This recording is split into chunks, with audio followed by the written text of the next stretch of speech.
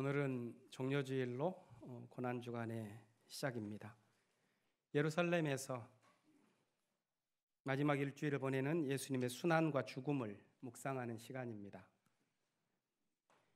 예수님이 살아갈 당시의 예루살렘은 식민 질서의 모순이 중첩된 곳이었습니다.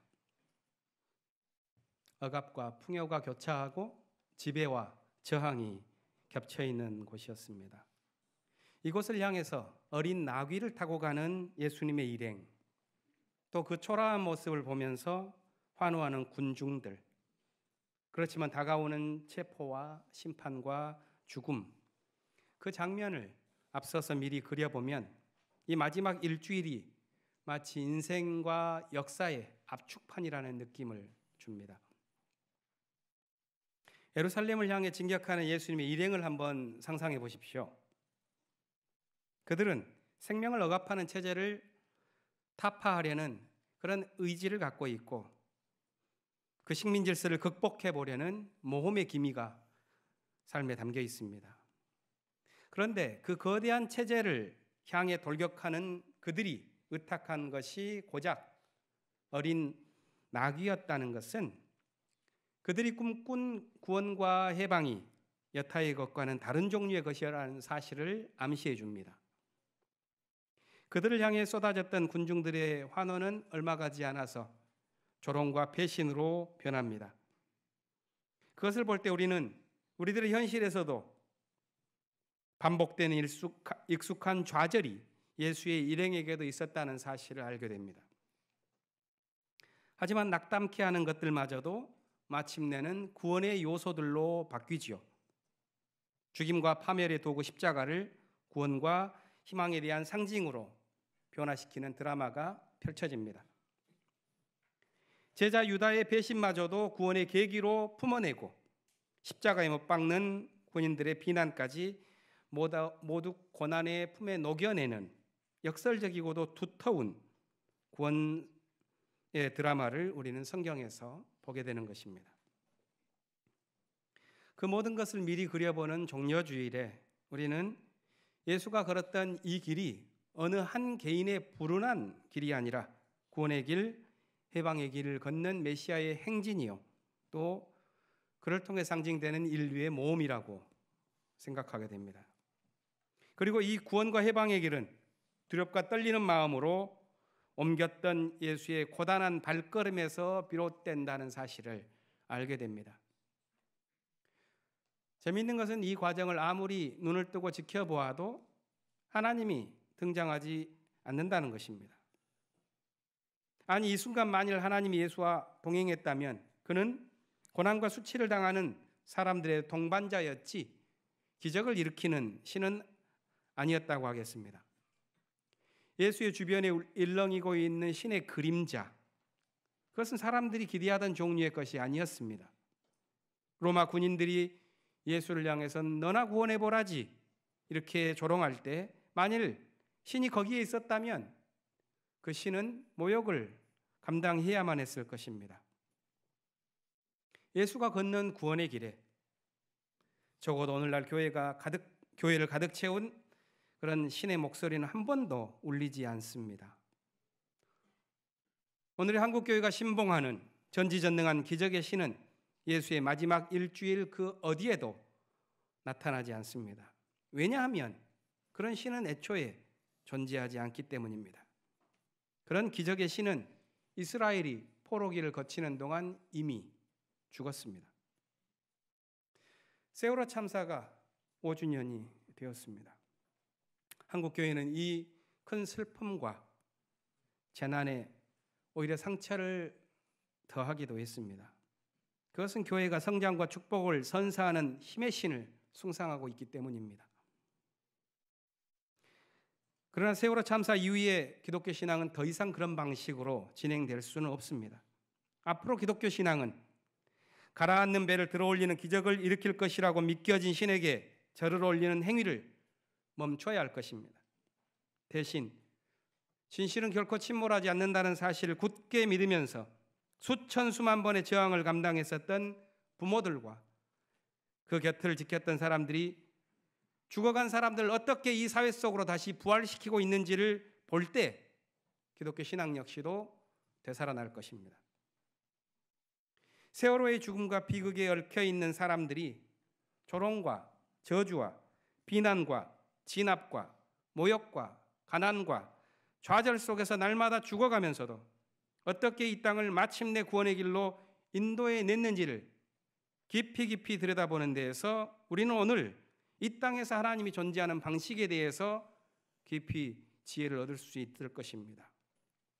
그것이 이번 종료주일에 예수의 길을 묵상하는 우리의 과제이기도 합니다.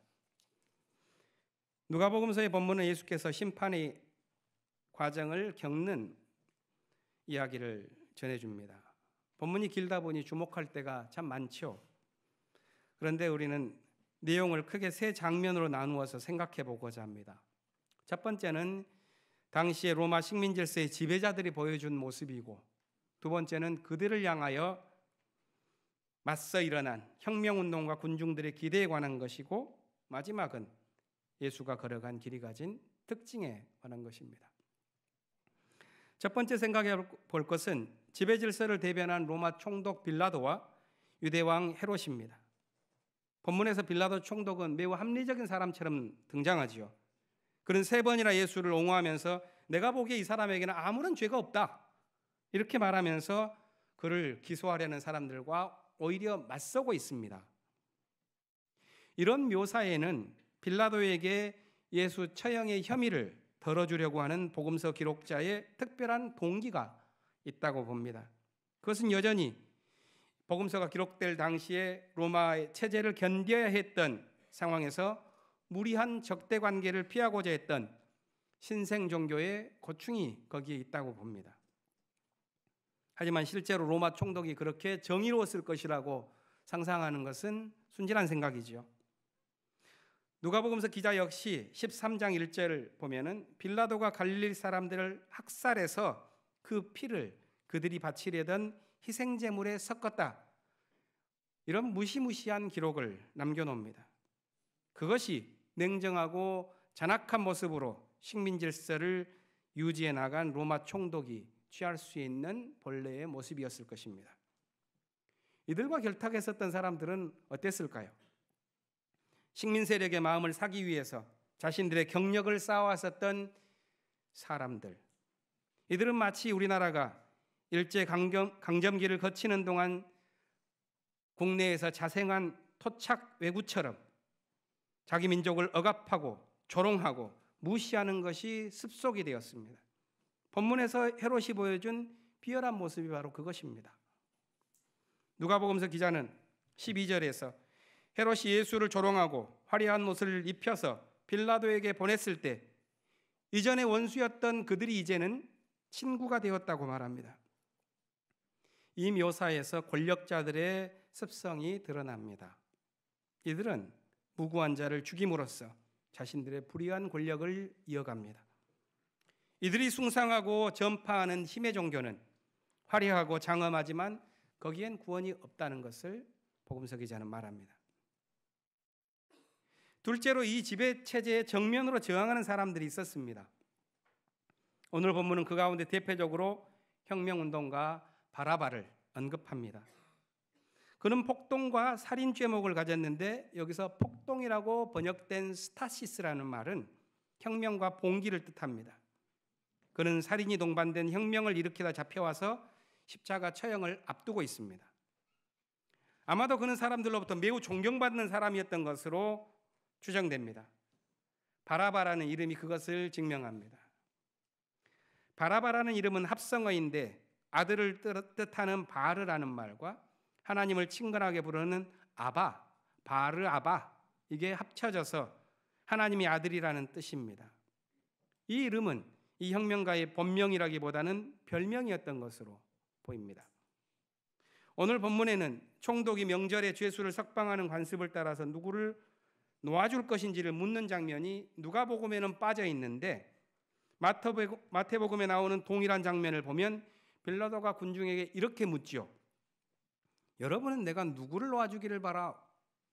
바라바 예수요? 그리스도라고 하는 예수요? 이렇게 묻습니다.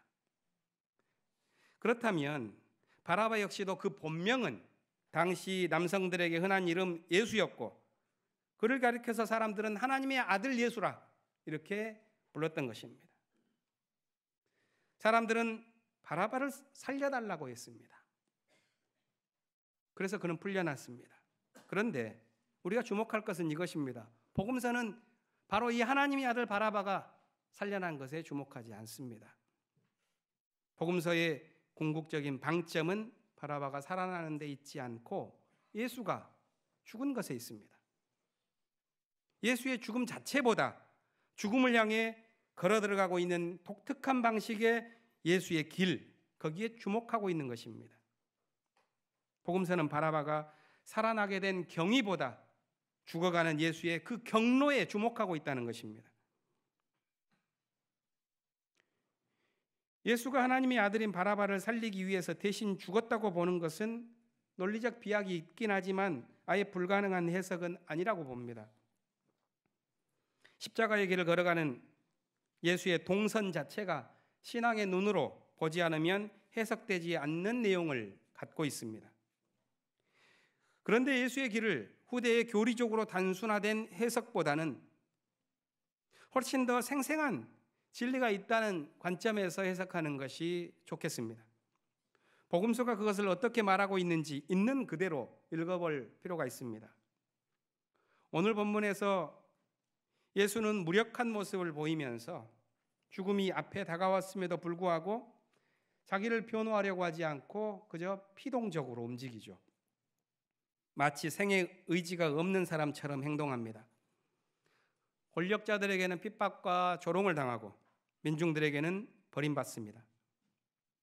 이로써 복음서 기자는 바라바와는 다른 예수의 길을 그려내고 그것이 바라바마저도 살려내는 길이었다는 것을 암시합니다. 물론 그 길은 알려진 길이 아니었기 때문에 군중들은 바라바를 선택했습니다. 그런데 복음서 기자는 예수의 마음을 알아준 단 한 사람을 선정했습니다. 그는 예수가 죽음에 이르렀을 때 그 의미를 올바로 해석한 유일한 사람입니다. 그는 십자가 위에서 숨을 거둔 예수를 보면서 이렇게 말합니다. 이 사람이야말로 참으로 의로운 사람이었다. 이 말을 한 사람은 로마의 군인 백부장입니다. 복음서 기자는 모두가 예수를 조롱하고 멸시하면서 죽음으로 몰아갈 때 그 흐름에 반기를 든 사람을, 아이러니하게도 억압자였던 로마 군인을 선택했고 그의 입술에다 십자가의 진실을 담아서 전합니다. 십자가에 달려서 무력하게 죽은 이 사람이야말로 하나님의 아들이다. 이 사람의 죽음을 통해서 새로운 미래가 열린다. 이것은 내가 유대인의 왕이라면 너나 구원해보지, 이렇게 말했던 그 시대의 상식에 위배되는 것입니다. 복음서는 로마 군인의 입술에 진리를 담아 말함으로써 경건과 진리에 관한 당시의 상식을 뒤집습니다. 그것은 한 개인의 불행에 관한 진술이 아니라 시대의 죄악을 이겨가는 길에 관한 깊이 있는 증언입니다. 십자가를 진 예수, 그리스도가 진 십자가, 그것은 한 개인에게 벌어진 형벌이 아닙니다. 거기에는 수많은 죄악이 담겨 있죠. 식민지배라는 근본적인 범죄가 있고 진리를 말하는 자를 향하여 쏟아진 조롱과 멸시에 대한 시대의 환멸이 있고 거짓에 과담하여 스스로를 타락시키는 사람들의 실패가 이 십자가에 얽혀 있습니다. 그런 의미에서 그리스도의 십자가는 사람들의 죄로 인하여 지게 된 것이라고 우리는 말할 수 있는 것입니다. 후대의 사람들은 예수가 걸었던 십자가의 길이 가진 의미를 곱씹고 곱씹다가 어떤 결론에 이르렀냐 하면 예수가 인류의 죄를 속량하기 위해서 십자가를 졌다, 이렇게 해석하게 됩니다. 바울은 여러 곳에서 예수께서 우리의 죄를 대속하기 위해서 자기 몸을 바쳤다, 이렇게 표현하죠. 그리고 이 바울의 고백은 십자가에 대한 기독교의 대표적인 해석이 됩니다. 이런 교리적인 해석은 역사의 가르침에서 비롯된 것이긴 하지만 역사적 사실 자체에 부합한 것이라고 말하기는 어렵습니다. 예루살렘에서 보낸 마지막 일주일 동안 예수의 마음을 주도한 것이 인류를 대속하려고 하는 메시아적인 열정이었겠는가? 그렇게 보기는 어렵습니다. 만일 그렇게 본다면 더 큰 신학적 문제가 생기고 말 것입니다. 만일 하나님이 죄인들을 용서하기 위해서 의인들의 죽음을 요구한다면 그것은 하나님의 자비에 대한 모독이 되고 말 것입니다. 이미 1000년 전에 아벨라르라고 하는 신학자가 그러한 신이 있다면 그런 신은 피에 굶주린 신에 불과하다, 이렇게 말했어요. 안병무 역시도 이렇게 말합니다. 다른 사람 대신에 아들이라도 죽여야 하는 그런 하나님은 예수의 하나님이 아니라. 그렇다면 우리는 다시 물어야 합니다. 이 일주일 동안 예수를 사로잡은 마음은 무엇이었을까? 그를 통해서 생겨난 새로운 길이 구원의 길이요 해방의 길이라고 할 수 있다면 그건 도대체 무엇에 근거한 해석인가? 이런 물음에 대한 해석 역시도 신학적인 설명을 동반하지 않을 수가 없습니다. 그 가운데 가장 설득력 있는 해석을 우리는 빌립보서에서 보게 됩니다. 바울은 빌립보에 있는 신앙인들에게 말합니다. 여러분 안에 이 마음을 품으십시오. 그것은 곧 그리스도 예수의 마음이기도 합니다. 원문대로 번역하면 이렇습니다. 그리스도 예수에게 있었던 그 마음을 지금 여러분의 마음 안에 있게 하십시오. 바울이 여기서 그리스도 예수의 마음이라고 설명했었던 것은 6절부터 8절까지 나오는데 그것은 자기를 비우고 자기를 낮추고 죽기까지 순종하는 마음입니다. 종의 모습으로 십자가의 죽음에 이르는 마음입니다. 바울은 그 마음을 통해서 구원을 여는 새 길이 놓였다고 봤습니다. 그것이 죽음의 체제에서도 생명력 있게 새로운 공동체를 지어갈 수 있는 마음이요 그렇게 함으로써 새 세상을 열 수 있는 마음이라고 그는 보았습니다. 이런 바울의 설명이 나중에 교리적으로 굳어지면서 오해가 생기기도 했습니다. 그것을 해소할 필요가 있는데요. 그 오해의 출발은 6절에 나오는 단어에서 비롯됩니다. 예수는 어떤 분인가? 이것에 대한 신학적인 해석이 초대교회 300년 동안 벌어지는데 그때의 교리가 만들어지고 이 교리로 인해서 이 구절에 대한 오해가 생겨납니다. 우리가 읽은 새 번역은 예수님에 대해서 그는 하나님의 모습을 지녔다 이렇게 번역해 놨습니다. 이것은 잘된 번역입니다. 개역성경은 이렇게 번역합니다. 그는 근본 하나님의 본체이시나 이렇게 번역하고요. 공동 번역은 하나님과 본질이 같은 분이다 이렇게 말합니다. 본체나 본질 이것은 적절한 번역이 될 수가 없습니다. 그것은 후대에 발전한 삼위일체 교리에 영향을 받은 번역이라고 할 수 있습니다. 성경의 원문은 여기에서 모르페라는 단어를 사용하는데 모르페라는 것은 겉으로 드러난 겉모습을 말하는 겁니다. 그 사람의 존재론적인 특성 그 자체를 말하는 게 아닙니다. 바울이 주장하려고 하는 것은 그러니까 하나님과 본질이 같다 하는 그런 교리적인 설명이 아니라 예수의 겉모습이 하나님처럼 보였을지라도 중요한 것은 그 뒤에 있는 겁니다. 예수의 마음이다 하는 겁니다. 그래서 예수의 마음을 품어라 했던 것은 예수가 갖고 있었던 하나님과 같은 겉모습을 담는 것에 신경 쓰는 것 그것보다도 더 중요한 것은 그리스도의 마음 비우고 낮추고 순종하는 것입니다. 비운다는 게 뭘까요?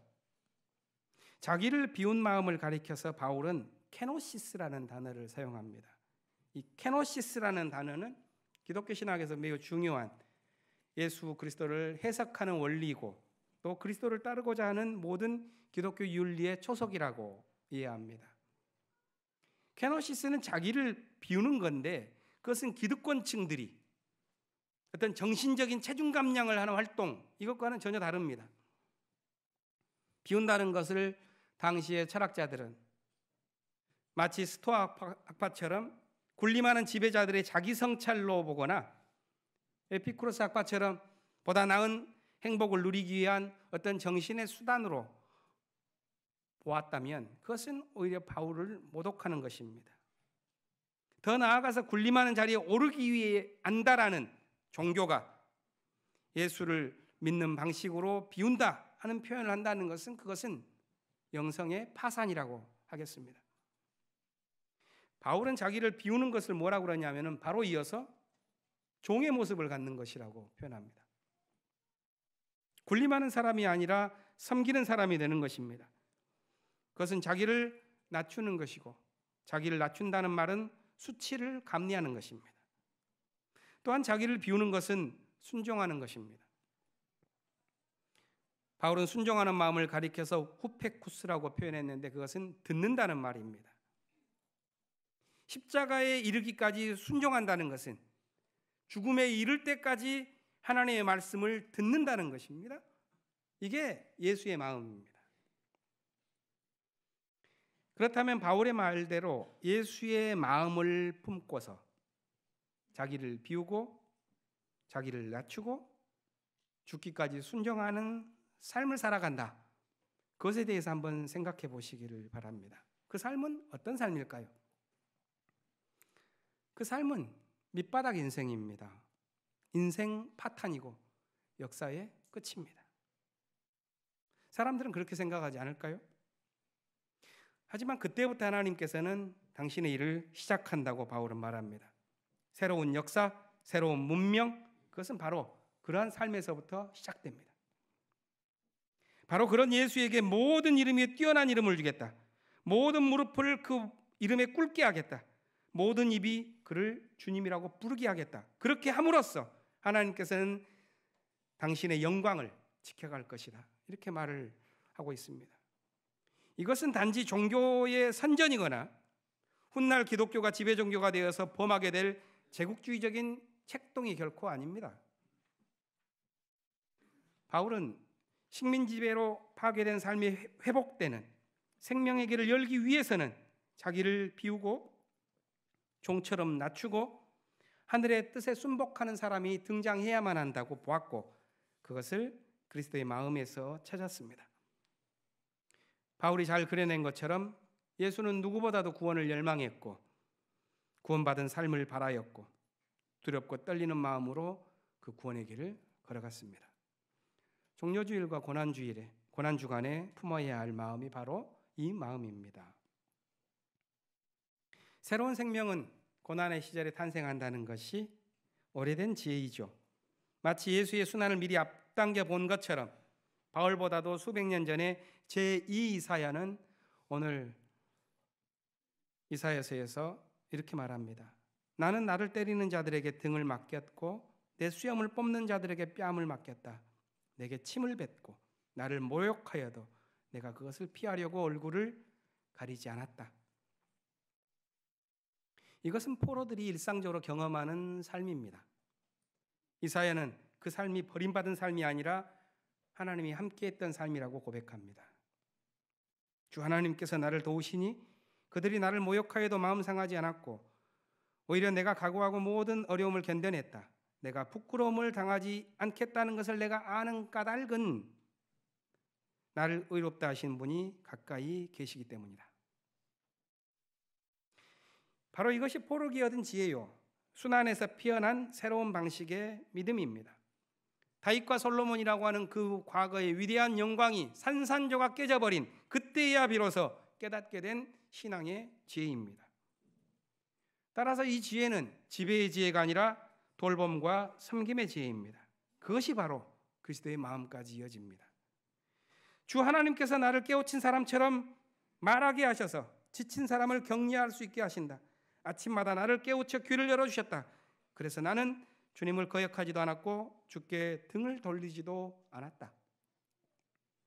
이 예언자의 믿음이 예수에게까지 이어지고 우리에게까지 전달되기를 바라는 것입니다. 성서의 신앙 공동체가 세월을 지나가면서 얻어간 지혜가 있습니다. 믿음의 지혜는 예수의 마음을 닮아가는 방향으로 끊임없이 자라왔습니다. 그것은 마치 하나님이 없는 듯한 암흑과 같은 시절에 도리어 하나님과 동행하고 있음을 깨닫는 것입니다. 그것이 포로기에 생겨난 새로운 믿음이었고 그리스도의 순환을 통해서 복음서가 우리에게 전하고자 하는 말씀입니다. 우리 민족 역시도 고난이 많은 삶을 살아왔습니다. 분단을 통해서 첩첩 모순을 쌓아왔고 전쟁의 상처로 인하여 지금까지 고통당하고 있습니다. 그렇기 때문에 기득권의 질서를 유지하려고 하는 사람들, 불편한 과거를 감추려고 하는 사람들로 인해서 아직도 우리는 역사의 밤을 살고 있는 것은 아닌가 하는 암담함이 때때로 밀려옵니다. 그러나 치욕과 고통의 순간에 하나님의 말씀을 듣고 십자가에 이르기까지 순종한 예수의 마음이 우리에게 필요합니다. 그 예수의 마음을 품고 살아가는 사람들이 오늘 이 시대에도 태어나면서 그 어둠의 밤을 부활의 아침으로 바꾸어 나아간다는 것이 성서의 믿음이요 우리의 믿음입니다. 예수의 마음에 맺힌 그 믿음이 고난주간을 걸어갈 우리의 마음속에도 피어나기를 기원합니다. 침묵하겠습니다.